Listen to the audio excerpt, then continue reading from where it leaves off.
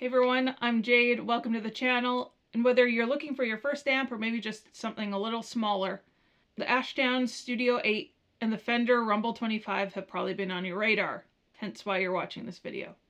It took me a while to figure out how I was going to compare them, and then I remembered my looper pedal was stereo. So what I did was made a loop with different bass lines using like different frequencies up and down the neck. From like the super bassy to the more trebly side of the neck, and I'm gonna go through them. I'll start off with each amp, going through a single bass line and going through their different settings. Then I'll tell you what their features and specs are, and then do the comparison between the two, going through the full bass lines and swapping back and forth. And then I'll give my final thoughts and who I think each bass amp is for, because they are, to me, for very different players. So let's get started.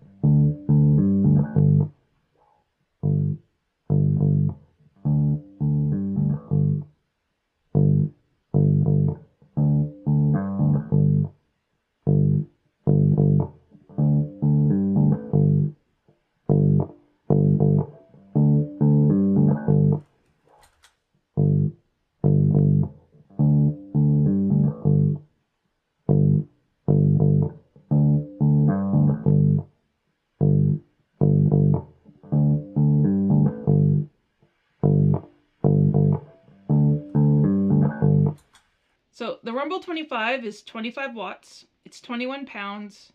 It has a line / aux in, a headphone jack, but it needs an adapter. One of these. It has a volume, bass, middle, and treble, an overdrive button, and a contour button. The Studio 8 is 30 watts, a very, very light and easy to carry 13.4 pounds. A line / aux in, and to go with that line in, it actually has a line level volume, a line mix. It has a headphone jack, which is just the standard size. It has volume, bass, middle, and treble, and it has a speaker mute on the back. I would love you to leave a comment if you have experience with either of these amps or even both of them, and what context you use them in. Can the Studio 8 handle playing in a band, and how do you dial in the Rumble for at home, especially if you have to be volume conscious?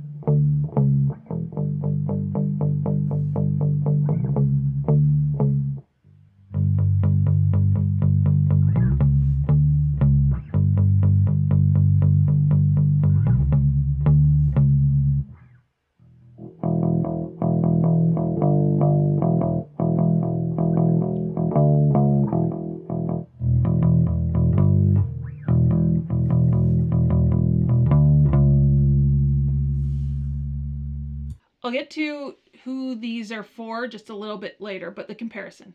The Ashdown has a better volume sweep. You get kind of more tones out of it, especially at the lower volumes. You can kind of get what I say, like it goes smooth then boom.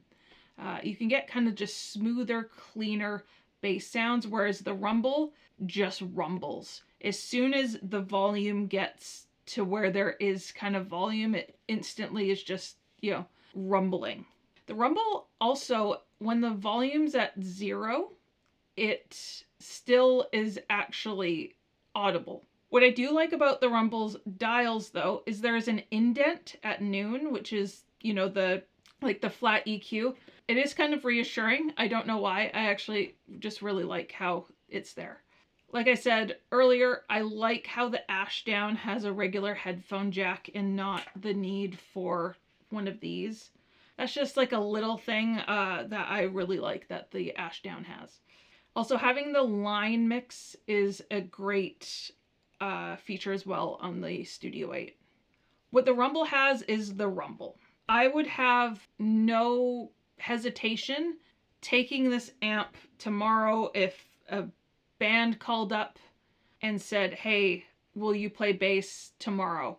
And not knowing them, not knowing what they play, showing up and knowing that this is going to have the volume and kind of the punch needed.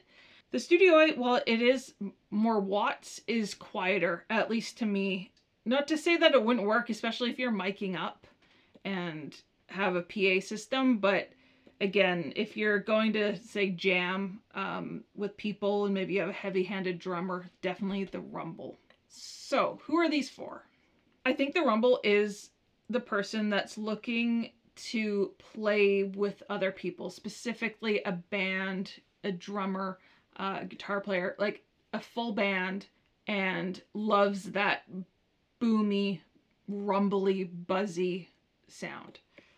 To me, it's not really that home friendly. When looking at checking out bass amps, a lot of people said just go to the Rumble 25 from the Rumble 15. You get the louder. I would really be curious to see what the Rumble 15 is like at bedroom volumes, because to me this just isn't really friendly at bedroom, living room volumes when you share walls with neighbors. Unless you don't care about annoying them, then go for something bigger. Whereas if you're a bass player that's gonna mostly maybe play at home, you don't think you're ready to play with other people, or maybe you're just gonna play with a guitar player, I'd definitely go with the Studio 8. To me, it's just a bit more friendly and a bit more, it's just kind of more options and sounds. It's not just like the boomy bass. Especially at lower volumes, you can get that, but you also kind of get, like I said, like a smoothness, a sweeterness, a nice clean sound to go with it. And I did a video, it probably won't be up yet, but I did it before this, where I was experimenting with pedals on bass, and I don't necessarily want just that big rumble. I'd like something cleaner and smoother, and I think this would really work with that. It's also the size. The size, they're not too dissimilar when it comes to like the housing size. The Studio 8 is smaller, but if you're maybe especially new and going to be taking it to lessons or school and you don't have a vehicle, or you just don't want to worry about carrying something around, the size of the Ashdown is great, and the weight, like 13.4 pounds. It's amazing. So if I were to keep one, that would depend. Well, this year I would like to start playing with other people and playing in bands. While I am a guitar player, I'd more than happily play some bass in a band. Anyone from Vancouver who's still watching, I'd go for the rumble. Again, it'd just be, that comfort, and it's gonna be able to handle whatever I throw at it. Because when it comes to bass, being a guitar player, I'm mostly playing bass. I've just been playing into my interface, and I like playing it that way in the context of a mix, or just like on my couch unplugged. I'm fine with that. But in saying that, I much prefer the Studio 8. To me, it's just kind of more versatile for me. And I think, you know, it'd be able to handle what I could throw at it, especially if it was an instance where it's going to be mic'd up, or I could just rent the Rumble for a night. And honestly, the Studio 8 sounds pretty good with a guitar. I might actually end up doing a video with it plugged in, my guitar plugged into it. Okay, everyone, thanks for watching. If you've watched this far, I sincerely appreciate it. And I'd love if you click that subscribe button, or maybe watch another video if I haven't quite earned that subscription yet. For the bass players, I have a couple bass videos that I'll link at the end and down in the description, talking about my first bass, my Fender Jag bass, sorry, my Squier Jag bass. And for you guitar players that are still watching, on why you too should get a bass. You really should. I have a video on that. Yeah, if you'd like to support the channel even more and you can spare a couple bucks, I've been renting all this gear and I have a rental fund down below.